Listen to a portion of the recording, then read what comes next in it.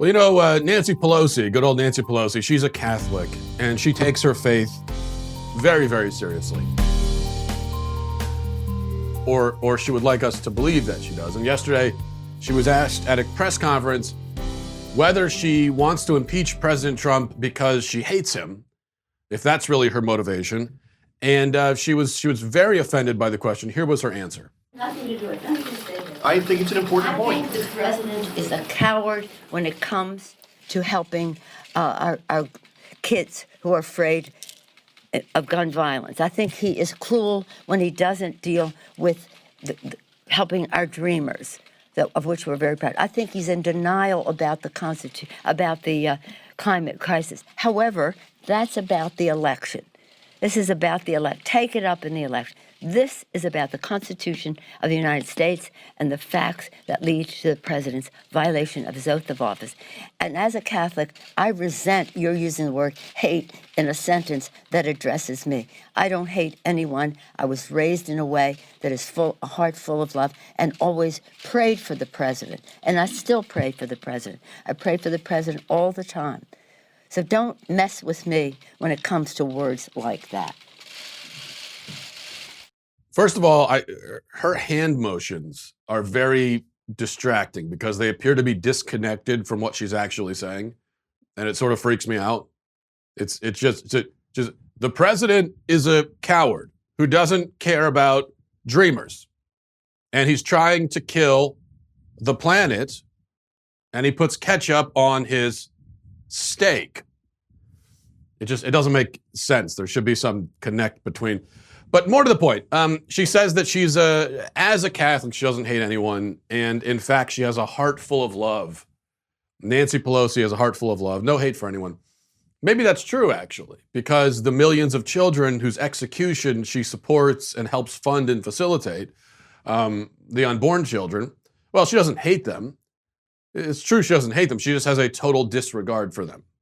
So that's what she means. She means, I don't hate anybody, I just have a wanton disregard for their well-being. Okay, then. Well, thanks for clearing that up. Now, of course, Pelosi invoking her alleged Catholicism is farcical.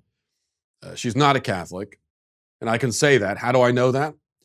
Well, because being a Catholic means a certain thing.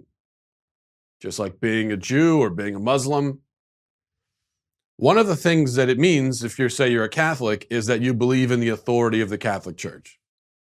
There's no such thing as well, I'm a Catholic, but the Catholic Church doesn't know what it's talking about type of Catholic. Now, there are a lot of people who claim to be that kind of Catholic, but that can't really exist. That's like saying you're a Cowboys fan, but you hate the Cowboys and you love the Redskins. Well, then you're not a Cowboys. By definition, then you're not a Cowboys fan. You can't be a Catholic while denying the authority of the church on moral matters, which isn't to say that a Catholic has to agree with every opinion or every word that comes out of the Pope's mouth, thank God. No, that's not what it means. What I'm talking about are the doctrines of the church, which the Pope cannot just change on a whim, and no Pope ever has, even the current one. So Nancy Pelosi thinks that the church is wrong about abortion, not to mention issues like marriage and sexuality, sexual morality. In order for the church to be wrong about those issues, it would have to be just a human institution and nothing more, entirely fallible, entirely capable of being wrong about even basic moral truths. And I'm sure that is how every non-Catholic sees the church, but if you are a Catholic, then you can't see the church that way. It doesn't make any sense to see the church that way, by definition.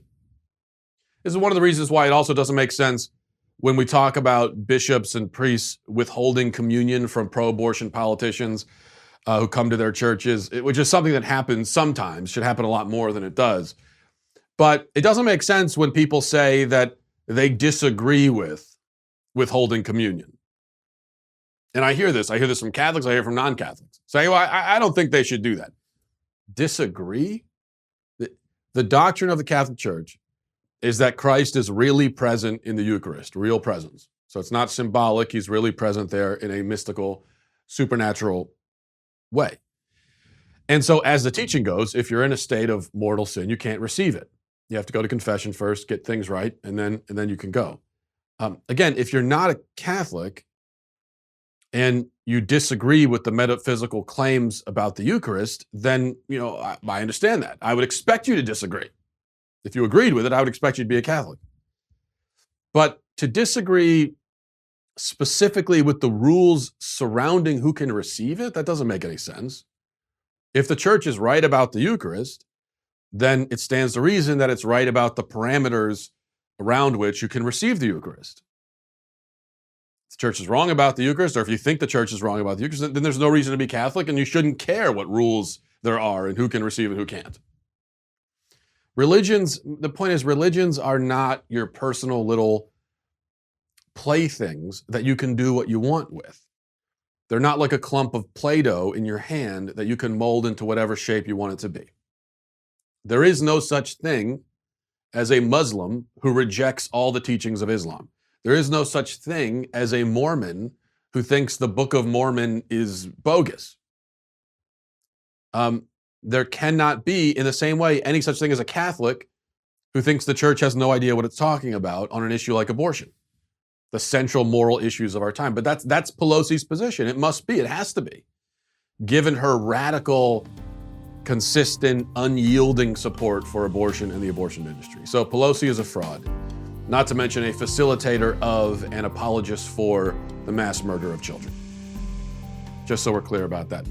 Well, I hope you enjoyed that clip from the Matt Walsh Show. If you did, go ahead and hit that subscribe button right down there so you can stay up to date on all of our future content.